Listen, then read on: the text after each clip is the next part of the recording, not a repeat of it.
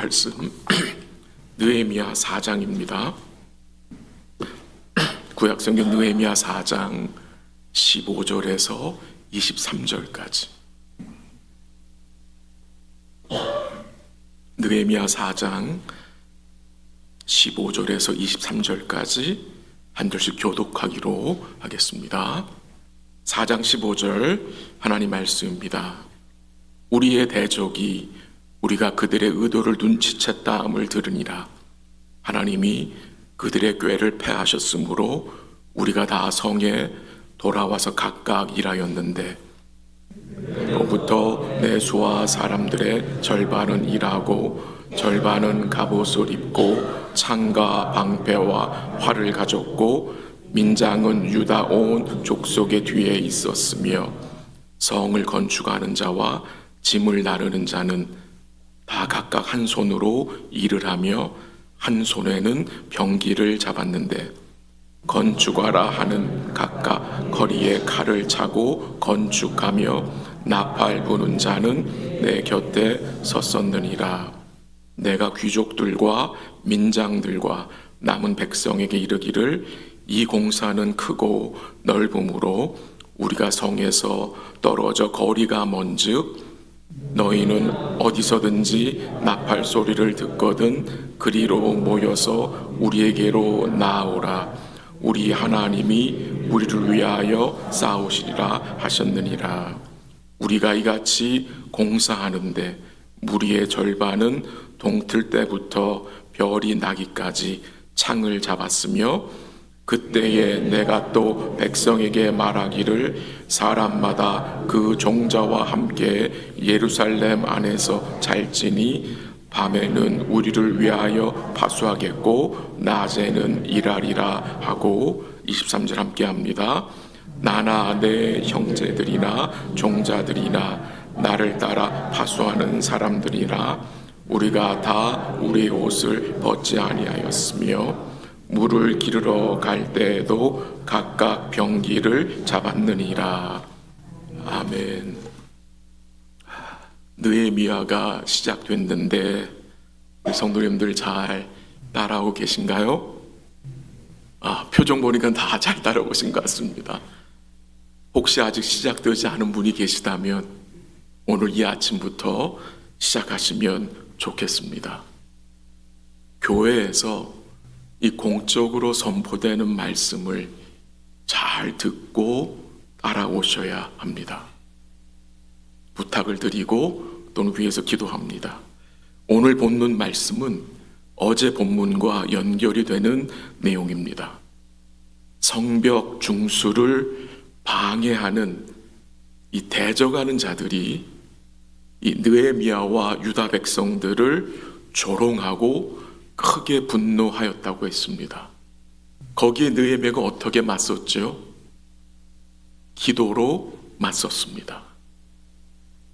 기도로 느헤미야와 유다 백성들이 맞섰는데, 기도했는데도 불구하고 대적들이 더 많이 늘어나고, 이제 대적들이 연합해서 공격을 하려고 작전을 짜고 있는 그런 내용들이 어제 본문에 나타났었습니다.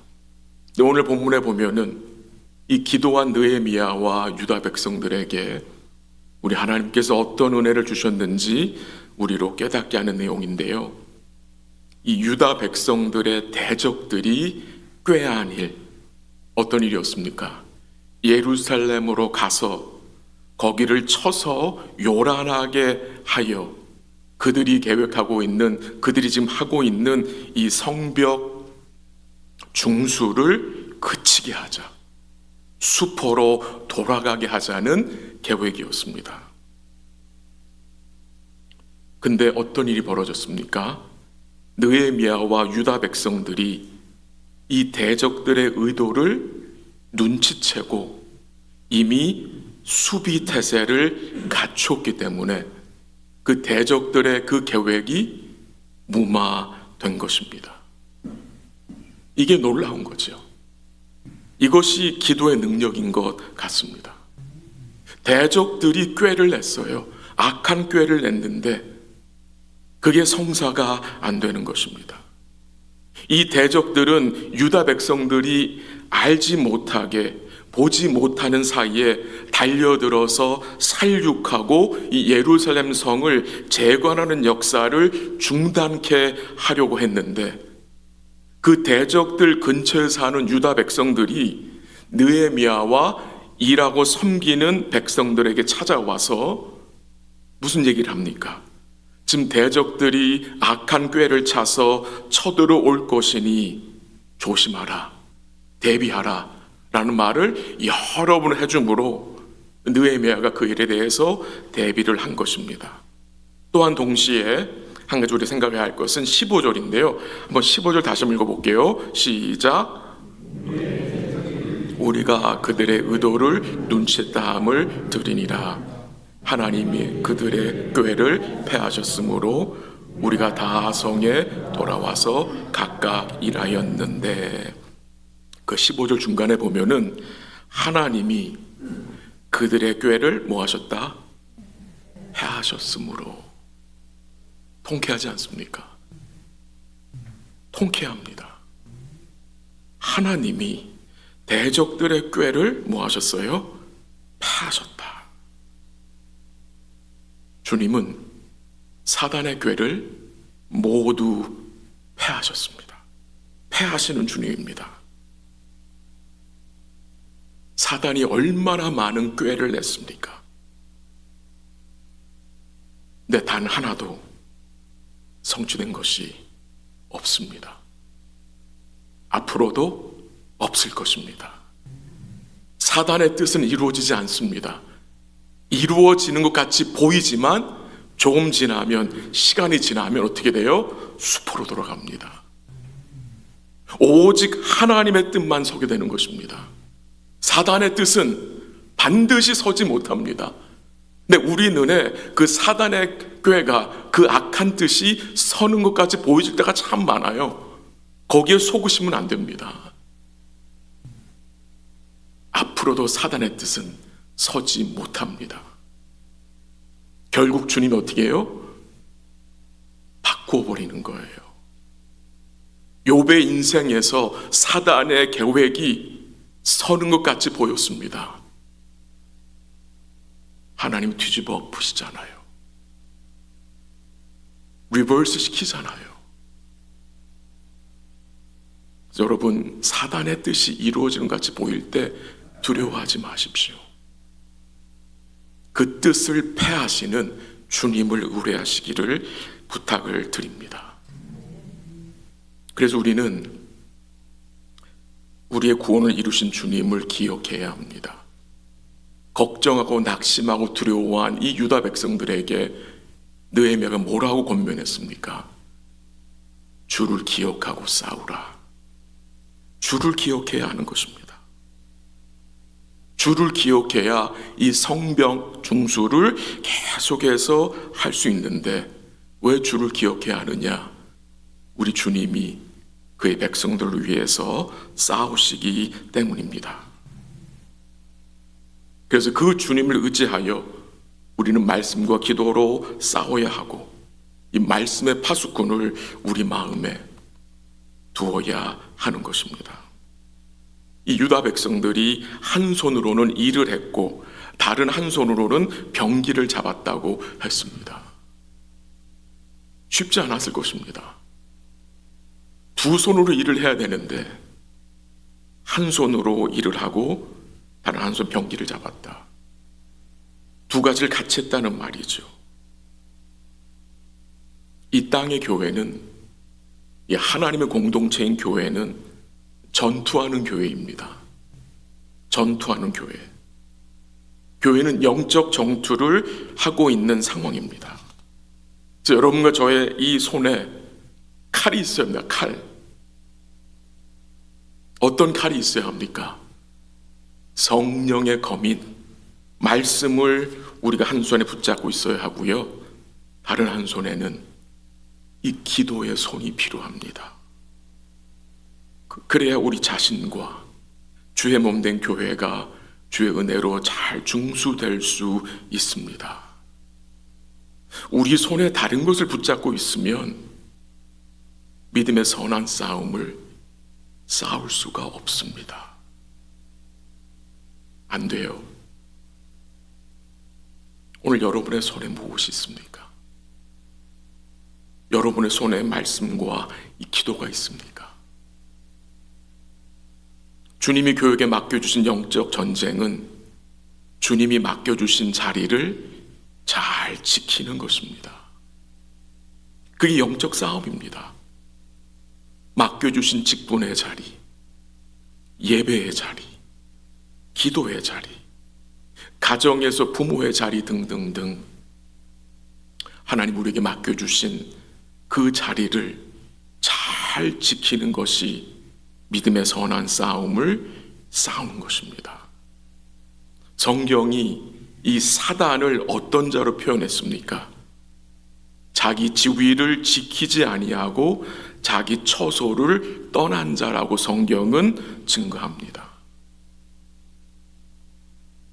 축구 경기에서 수비수가 자기 자리를 지키지 않으면 공격수에게 빈 공간을 내어줍니다. 틈을 내어주어 골을 먹게 되는 거예요.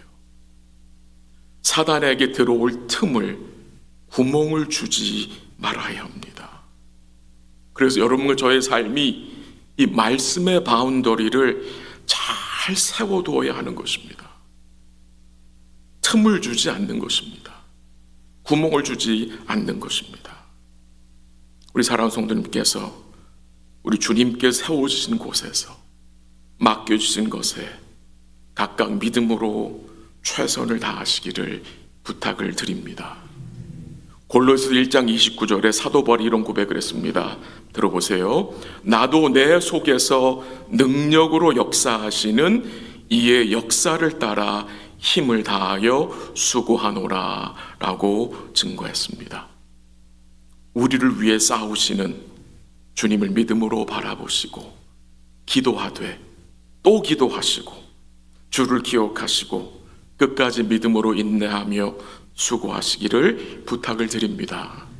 느헤미야가 위기와 고통 속에서 이 복잡한 상황 속에서 하나님께 기도할 수 있었던 이유가 20절에 나옵니다. 한번 가볼까요? 20절 다 같이 시작.